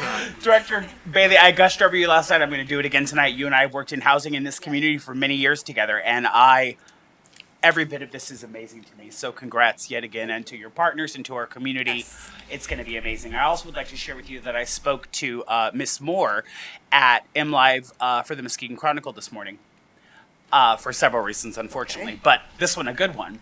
And she is interested in doing some work around some articles for this project so that we can really get some publicity out there, get that super engagement level, and really make sure that people understand the great things that you guys are doing and how it's going to really benefit our community moving forward. So I encourage you to reach out to her. And again, congrats. Thank you. Great job.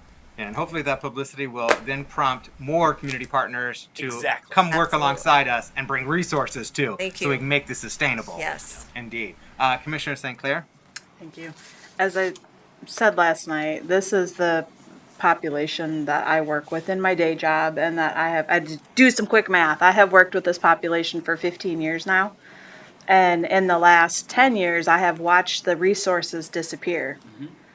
And we have a gaping hole that this population falls in every day. And I can't emphasize how important and how exciting this is.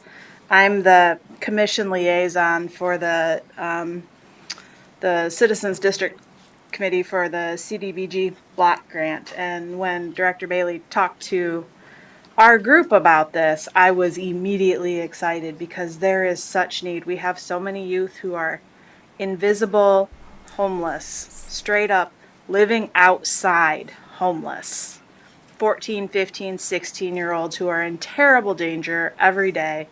And this is an amazing start to starting to bridge that gap. So I am so excited about this. Thank you, Commissioner St. Clair, and thank you for your patience. Sorry about that, Commissioner Hood. Thank you, Anita, and your staff, and everyone that came up to speak today. I know the importance of the Webster House from when I worked. There was a place to take kids to. There was a place for them to go to.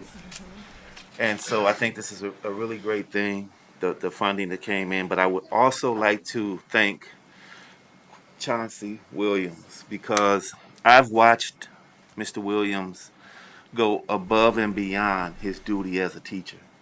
I watched Mr. Williams try to develop programs to help our youth.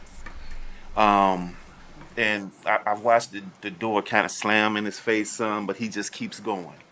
Just keeps going. And I really just want to commend you for your obligation to what you in your heart feel that is worthy. So thank you, Johnson. And everyone that's up here today. Thank you. Thank you, Commissioner Hood. Anyone over here wish to ask any questions or give any additional comment? No? Commissioner Emery? I'm I'm excited. You know, I worked at Child and Family Services for 10 years. So understand the absolute need for this for our children. They are our future. If we don't invest in them, we lose our future. So thank you, everybody. Thanks, Commissioner Emery. All right. Unless there's anything else. Oh, Vice Mayor German. Yeah. Just kind of want to echo, as always, Director Bailey, excellent job, you and your staff. The three guests today, thank you for the service and work that you do. I truly understand the struggle. And as the young lady stated before, she said she could tell all type of stories, and I can relate to a lot of those stories. I'm working in juvenile corrections, also sitting on the Michigan Supreme Court Foster Care Review Board, also being a child advocate, a CASA. And I've heard the stories. And as Ms. Greider stated, what she was going through, and the young lady over there that stated that she was displaced, I got a chance to experience and be part of those situations, and I understand the importance of what it takes to have someone to advocate for you, to be there for you. So excellent work. Young lady, you keep doing what you're doing. Ms. Greider, same with you. Excellent job with your children and grandchildren. But it boils down to a lot of decisions sometimes. And I truly believe God put us in places sometimes where we can make a difference in someone's life. And I thank God for you all and what he's done for you in your life and your career. So thank you. Thank you, Vice Mayor German. All right. Unless there's anything else, we are going to roll call, please. Commissioner Gorman? Yes. Commissioner Emery? Yes. Commissioner St. Clair? Yes. Mayor Johnson? Yes. Commissioner Hood? Yes. Commissioner Ramsey? Yes. Vice Mayor German? Yes. Motion passes. Thank you. Thank you. Thank you all.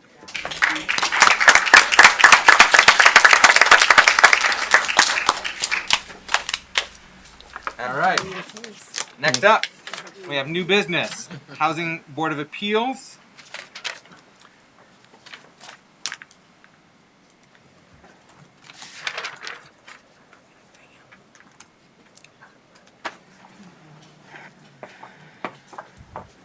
Good evening, ladies and gentlemen of the panel. Good evening. Welcome, Captain Rush and Acting Public Safety Director. Yes, you have to bear with me. I have my training wheels on this evening. So luckily, Blake from our inspections department gives me a nice little cheat sheet to go off of. So I can't take credit for his work by any means, but I'll try to do my best here. All right. So that we may proceed, Commissioners, can I get a motion? You want to find out if there's anybody here in these two addresses? Oh, okay. Separate them. Perhaps. Potentially separate them if there's anyone here. Good call. Do we have anyone here to speak on 1969 Kinsey? Do we have anyone here to speak on 2123 Henry Street, garage only demolition? Yes, we have Henry Street here. So let's separate the two and tackle 1969 Kinsey first, if we may have a motion. Motion to support the staff recommendation that the city commission concur with the HBA to demolish 1969 Kenzie, and approval from commission to accept bids on this demolition. Support. All right, we have a motion by Commissioner Ramsey, supported by Commissioner Gorman, for the city commission to concur with the HBA to demolish 1969 Kenzie and approve commission to accept bids on this demolition. All right, Captain Rush, take it away. Okay, 1969 Kinsey. This house was initially noted during a pre-permit inspection in February 2021. The 2 permits have been issued but subsequently expired without inspections. 2 large portions of the roof frame, wall forms, and foundation have been removed. All areas of the house have been exposed to elements for at least 6 months. New framing was installed on top of the rotten, damaged subfloor, floor joists, and rim joists and had to be removed. No inspections or advisory meetings since November of 2021. Currently, no contractor is attached to this project, and the owner has not was not at April 2022 HBA meeting since then. So at this point, the residence stands stagnant. All right, thank you. So, Commissioner Ramsey, do you have any questions or comments on this item? No, I am the liaison to the HBA, and I agree with this motion. All right. Commissioner Gorman? None. Any questions or comments? All right. Any other commissioners? Questions or comments? Nope. All right. Thank you, Captain Rush. We will go to roll call on this item, and don't go anywhere, though. Got you on the next item. Roll call, please. Commissioner Emery? Yes. Commissioner St. Clair? Yes. Mayor Johnson? Yes. Commissioner Hood? Yes. Commissioner Ramsey? Yes. Vice Mayor German? Yes. Commissioner Gorman? Yes. Motion passes. Thank you. Let's move on to 2123 Henry Street. We'll pause on the motion for a second. We'll get the report from Captain Rush, and then we'll hear from the representative for this property. All right, Captain Rush. Okay, just to clarify, this 2123 Henry Street is the garage only, so just a separate structure. This garage was initially cited during a rental inspection back in March of 2018. The owner has been ticketed and fined for renting without a certificate since 2018. Dilapidated roof and siding with potential to collapse. Elevated to the dangerous building in October of 2020. Owner has made no repairs to the structure since 2018. No permits have been applied for. HBA declared this house in December of 2021. Owner has not been to any HBA meetings and has had no contact with staff. Owner was given 90 days at the January 2022 City Commission meeting to present permit or demolition plans, and no plans or permits have been submitted at this time. Thank you, Captain Rush. You're the representative for 2123. If you'd come up to the podium and provide your... all right. Thank you for providing that, Sir Clerk. And if just provide your name and then your remarks. Okay, good evening. My name is Vicki Tisch. I was really glad to hear about the program for the youth. That's great. So I don't have a lot of paperwork and documentation with me. I was actually going to plan on getting the building taken down. And the guy that I was hiring to do that, we found out that you have to take down the whole thing, the cement, everything. So that's going to increase the cost of the demolishing now. And so I was like, I wasn't aware of that because it could end up costing me just as much to repair it as it would to take it down. And so we say it goes back to 2018, and that might be true, but that wasn't going with the actual garage itself. It was painting and that Safebelt wanted me to do, which I had done. They came out and re-inspected, but they didn't approve the painting job. And I realized that it is a hot mess over there at the garage, but I have had construction roof guys look at it and tell me that it is repairable. And then, of course, everything happened with 2020 and the price increases and everything, and so I was trying to hold off a little bit on that to see what I could do. I'm a small business. It's hard to, I'm not getting many money from grants and COVID money or anything like that. It's a small business. We've been doing business 26 years in Muskegon. And so I was looking at, hoping costs would come down. Obviously, that's not happening. So I had the guy that was going to do the garage to go pull the permit, and he said that he found out he had to do all that. He can't give me the exact amount of how much it will cost to take the whole thing down, the cement and all that, because I was thinking that we could put like a carport there, or, put a fence around and have like a patio or something. But I guess that's not the case. I had Blake give me the zoning here where you have to take it down and demolish it. And so I was just kind of like, if I can find out, the guy couldn't give me a price yet because with everything changing and his fuel expenses and him having, he cannot give me that price yet. So when I can find out what that is, if it's going to cost like $1,500 more to repair it, then I'd rather repair it than have to tear it down. And I understand, like I said, it does need to be taken care of. It is a hot mess. But I've had the two people that do garages say that it is repairable. It was just a matter of, can I spend that much to keep the garage repaired, or do I take it down? And then I found out taking it down is a lot more than just taking it down. Thank you for your consideration in this matter. Thank you. Thank you, Ms. Tisch. Commissioner Ramsey? Yes, I would like to have Blake come up and share his experience with this. All right. I would also like to add that in situations like this where we have had this much time and there has been such a process at the HBA, there comes a point where the HBA can no longer be effective in their job. And so it really does benefit us and the homeowner or the property owner to move it up to the next level. And I'm going to let Blake talk about that, and then we can ask questions. Yeah. Thank you, Commissioner Ramsey. Welcome, Blake. Good evening. Glad to be here. I am the dangerous building inspector. I've done this and been dealing with this property. I was actually the one who wrote the garage up in 2018 when I was the rental inspector. I believe that the paint was noted. Additionally, the roof was also noted at that time because I was the guy who wrote it. I do have some concerns. I understand that it is fixable. There's a lot of things that are fixable. Money-wise, I do understand that that's an impediment. This has been this way going on 4 years now at least. We did have Miss Tisch here, this garage here before the commission in January. We agreed to give her 90 extra days to hopefully provide us with an abatement plan or a permit. I did speak to her contractor today. He was obviously made aware of the requirement of taking the foundation out. That's noted in the dangerous building removal of the structure there in the city ordinance. So he was going to have to amend his bid. She's still welcome, even if this commission does concur with the housing board, to do that demolition herself. As far as continual time, I just think it's going to continue to pose a pretty significant blight as well as public safety hazard if we continue to extend this beyond the time we've given Ms. Tisch. Thank you. Commissioner, do you have any questions for Blake at this time?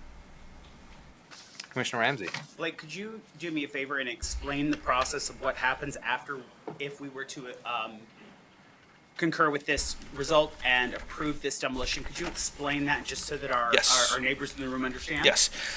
So the process, once it's declared by the HBA, as it comes here to the City Commission, then you wonderful people decide whether or not to agree with that for demolition or refer it back to the housing board. If you do concur, it's placed into a 21-day holding period where the owner has the ability to pull those demolition permits herself, or she may, in this case, file for superintending control, which this commission has referred a couple cases to that have ended up in superintending control here over the last probably 6 to 9 months that I've been in this role. So she does have 21 days. She's welcome to provide us with a permit for the removal of the structure, an abatement plan, of those sort of things. We're more than happy to work with her contractor, but at this point we don't feel comfortable with extending the timeline to then just bring it back here if that would be the case. Thank you, Blake. Sure. The property owner had mentioned earlier their interest in removing the structure and maintaining the concrete foundation on it, and their hopes was to put a carport on there at some point in the future. But you're saying the zoning does not allow for a carport there, or it's just too close to the property line or something? There's some Yeah, so issues inhibiting a carport being. It's not the zoning ordinance. I believe that zoning would have obviously something to say about the setbacks, the proximity to the alley, the property line, things like that. I'm unaware of any issues there. It is pretty close to the alley, but I don't know what their requirements are. It is in the city ordinance. I believe it is Chapter 4 of Chapter 10, Section 135. I believe is what Captain Rush has it there. I gave him my printout. That says that they have to remove the entirety of the structure and anything below grade must be removed. In most cases, that's foundation. In this case, it's a concrete slab. In an instance where someone was removing, an existing structure to then rebuild it, that wouldn't be an issue. But because this is a demolition, they generally want to take that out. In instances where there are things that were built that wouldn't be what we consider conforming construction at this point. We don't want to leave a footing in the place where someone could build a garage or a shed or something like that that doesn't meet the standards of current code as is required there in Section 10.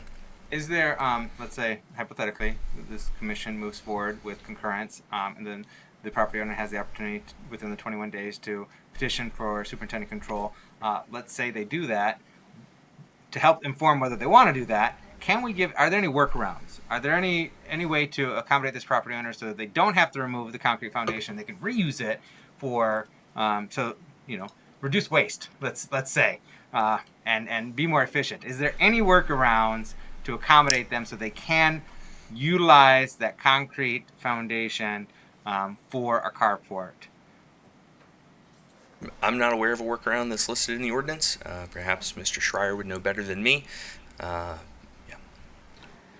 We certainly could have a conversation with zoning and safe build. Does that make sense? The more technical answer is the circuit court would have authority to order the tear down or refuse to tear down. Would not have jurisdiction to decide anything else. We certainly would have staff discussion about, is it possible, is it feasible, does it make sense, and then build in assurances that if something else was going to happen, it actually happened. Not follow through. Yes. Okay. All right. Thank you, counsel. Commissioner Ramsey, do you have any follow-up? No. All right. Commissioners, any other questions for Blake while he's here? No? Does anyone have any questions for the property owner? No. All right. Then may we have a motion to proceed? I would like What's to your pleasure? Yep, I would like to make a motion to support staff recommending that the City Commission concur with the HBA to demo 2123 Henry Street and approval for a commission to accept bid on this demolition. All right, we have and just to clarify, garage only. Garage only. I just want to, yes. Sorry. Commissioner, motion by Commissioner Ramsey, supported by Commissioner Hood, for the City Commission to concur with the HBA to demolish 2123 Henry Street garage only and approve the commission to accept bids on this demolition. So, unless there's any questions or comments on this, we'll go to roll call. Commissioner Before Ramsey. we do roll call, I would like to encourage Ms. Tisch to reach out to, with the 21-day window you have, to reach out to the superintendent and look at superintendent control, see if there's anything there that you can do for the next 21 days. This is really meant to help you so that it takes it away from us and out of the HBA where we're not getting any resolution and push it up line. So do take advantage of those 21 days. Just had a question. Thank you, Commissioner Ramsey. Vice Mayor German. Yeah, and that's for property owner. Oh, well, maybe Commissioner Ramsey to say that, answer this. With the HBA meetings, the resident has been attending those meetings regularly, though, right? Each time a notice went out, was she present at those meetings? Blake? No. None of them? I don't know about none of them. Oh, okay. But because we look at the track record for the last 4 years, and there was an extension given in January for 90 days, so we've met that. Yeah. So in order to get things moving along for both the owner and then for the safety of our city and its neighbors, we go ahead and push it up the line. Right. Was it even a plan or anything offered to give her like 60-day plan to bring him back in front of. Okay. Yes. Yeah. So you did do the due diligence Absolutely. there. Yeah. We always yeah. do. Well, I know. Yeah. So, but I just wanted to ask that question. Of course. Yeah. Thank you, Vice Mayor German. Thank you.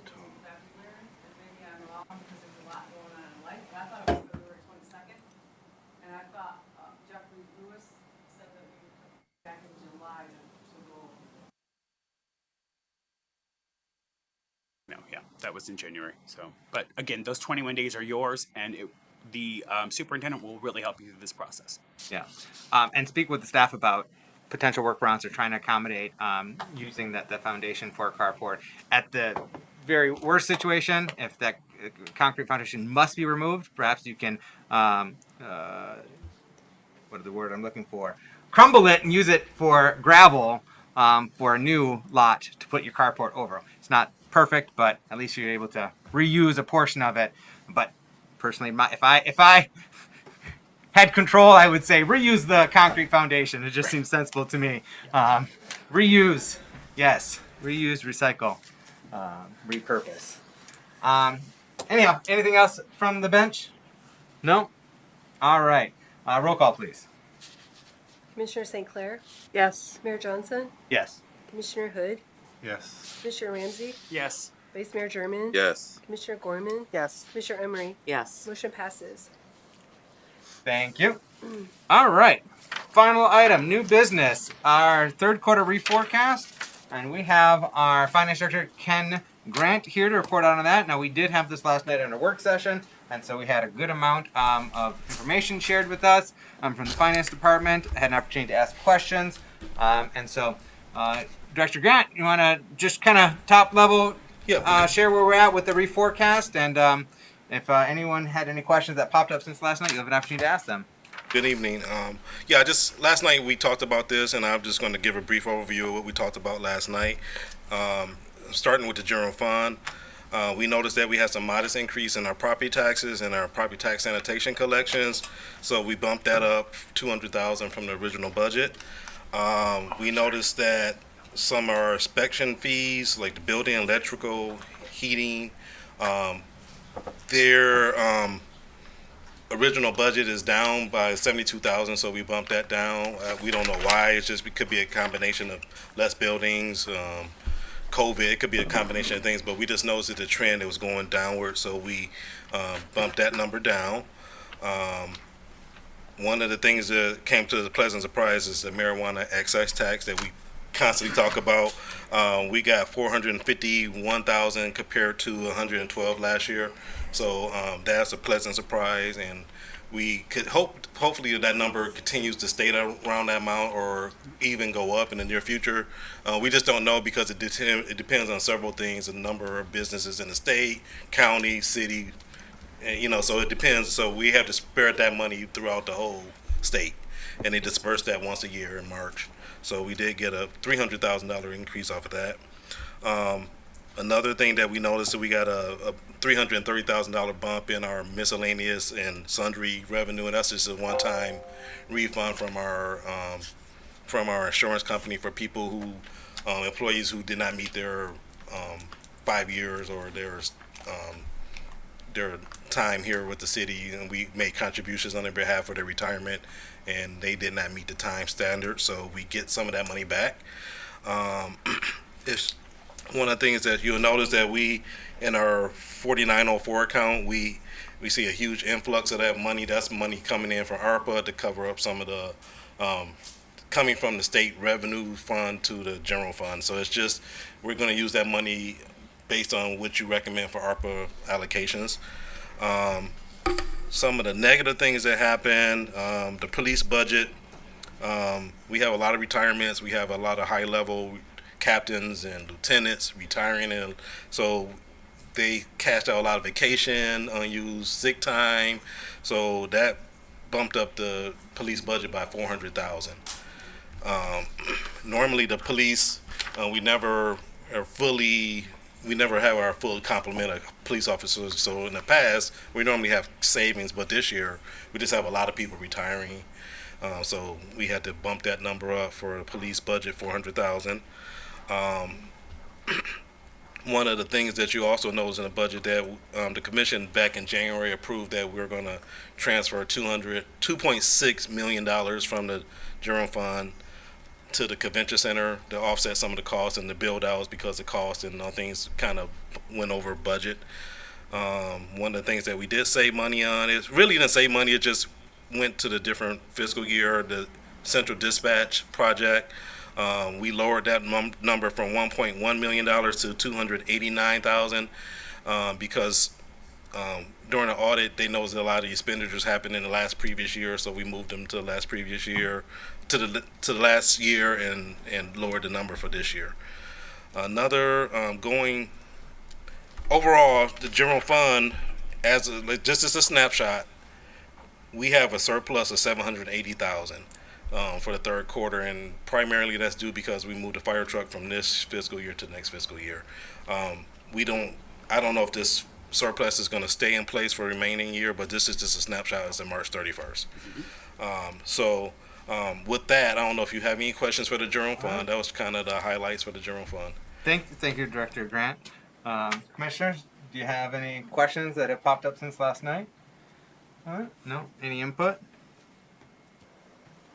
All right. I mean, we can go to vote. Yep. If you don't have any other questions, that was just the general fund. That's the biggest one that most people want to know about. So the other funds are okay. So. Yeah. Oh, Vice Mayor German. Yes, I think again, Director Grant, excellent job for balancing and sustaining the city's budget, keeping us in the black. I'd rather hear $750,000 plus than negative. Yes. So we're doing something right. So yeah, good job, you and your staff. Thank you so much. Thank you, Vice Mayor German. Anything else from the bench? All right. So this is just a reforecast of our current fiscal year budget. We will be delving into our next fiscal year budget and not too distant future. Correct. And the fourth quarter. So last year we did the fourth quarter budget for the first time. I think that just kind of gives us a little more clarity, and we can make some decisions because the auditor said any decisions we have to make, we have to vote on them before the end of the fiscal year. Before the end of the fiscal year. Yes. So we will anticipate a fourth quarter reforecast before the end of June. Correct. As well. All right. Well, you are juggling a lot of things over there in the finance department. Yes. We appreciate the hard work of you and your team. Thank you so much. All right. Let's go to roll call, please. We have the first. Do we have a motion? Oh, No. we didn't get a motion. No, I would like to make a motion to approve the it's third hot in quarter. here. It's time to. Someone get that AC working. Yeah. Goodness gracious. Anyhow, Commissioner Ramsey. Yeah, I would like to make a motion to approve the third quarter fiscal year 2021 to 22 budget reforecast as presented. Support. All right. We have a motion by Commissioner Ramsey, supported by Commissioner Emery, to approve the third quarter fiscal year 2021 to 2022 budget reforecast as presented. Roll call, please. Mayor Johnson, Yes. Commissioner Hood, Yes. Commissioner Ramsey, Yes. Vice Mayor German, Yes. Commissioner Gorman, Yes. Commissioner Emery, Yes. Commissioner St. Clair. Yes. Motion passes. Thank you, Madam Clerk. Commissioners, do you have any other business to bring to the body at this time? No? All right. We are going to go to public comment then. And we have a couple to speak. All right. First up, we have Jason Kolkema from Fruitport. Welcome.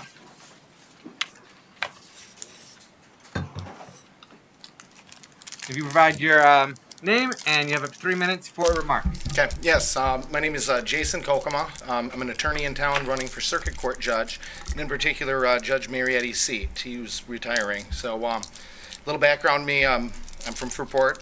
Actually, I was born in the city of Muskegon. My parents lived on Terrace Street. Moved to Fruitport when I was a little kid and graduated in 1989. Pretty much left Fruitport when I was 18. Came back when I was 42. Now, in between, I went to Michigan State, law school in Detroit, at Detroit Mercy. Then moved back to East Lansing. My oldest son had autism. He was diagnosed with autism at that time. We thought that East Lansing would be a good a fit for him. But my first job was working for Dave Bowen here in Muskegon. And so I would commute. I'd stay at home in my parents' house on Mondays and work home on Fridays, whatever it took to make it work. Did that for about 2.5 years, then got a job over in Lansing, representing essentially clients through MMRMA. That's the city's insurance carrier, the county's insurance carrier. They insure cities and counties all throughout the state. So I worked there for 13 years and handled a lot of a wide variety of cases from there was employment, CMH stuff, police stuff like excessive force and jail hangings, high-speed chases, FOIA, Open Meetings Act, slip and falls, and the zoning stuff like takings without just compensation and due process violations, so on. So it brought me in touch with had great opportunity to travel around and represented, cities and city officials all throughout the state, including the city of Muskegon. I was a lead attorney for the city of Muskegon when Ted Nugent sued in 1985.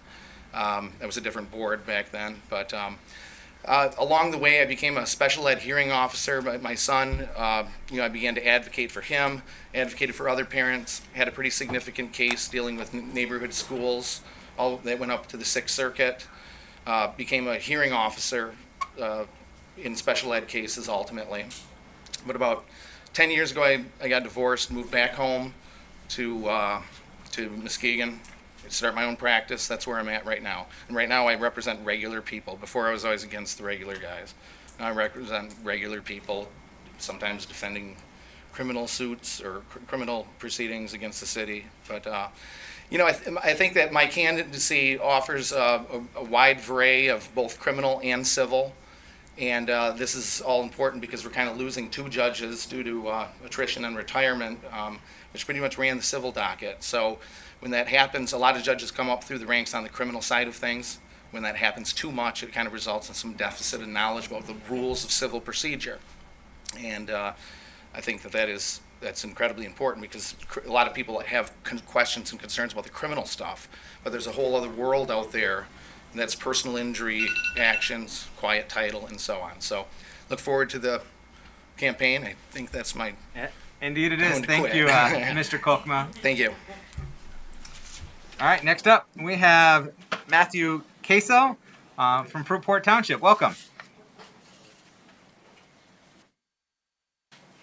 Thank you. My name is Attorney Matt Queso.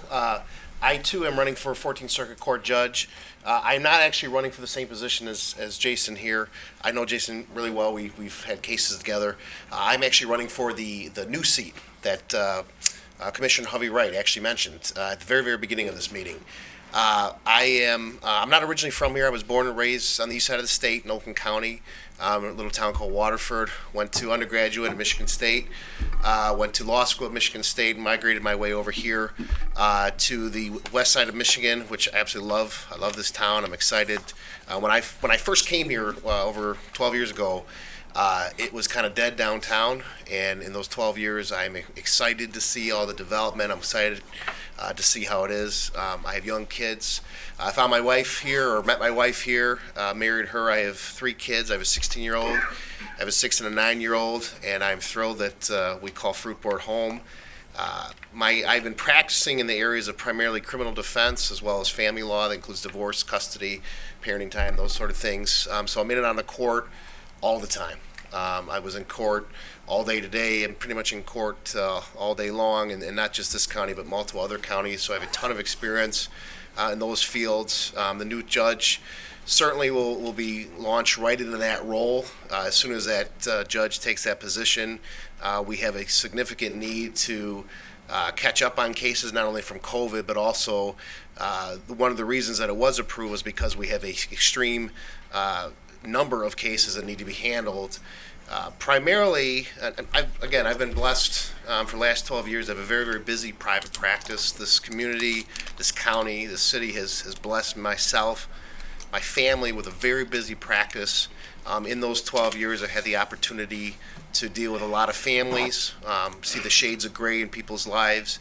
One of the primary reasons I ran was I felt the need not just to affect an individual's life, but to try to affect the community at large. One of the primary beliefs, in which it's ironic that there was a presentation for the rehabilitation. I used to send tons of clients to West Michigan Therapy, and then it closed, and it left a huge deficit. So I'm a big believer in rehabilitation.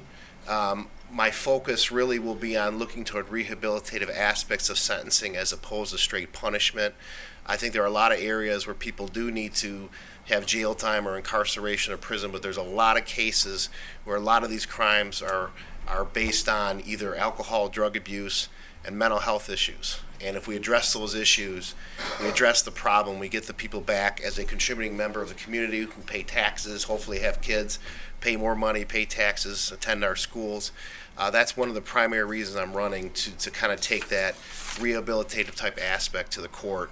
And I'm excited, if elected, I'm excited to do that, and hope to hear from other communities like that. So I appreciate your time. Thank you so much. And I'll be hanging around if anyone has any questions at all. All right. Thank you, Mr. Casel. Thank you so much.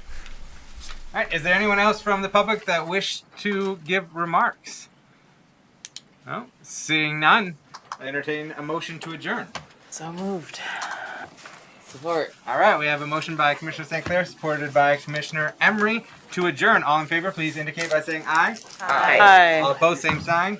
All right. We are adjourned. Thanks. Take care and be well.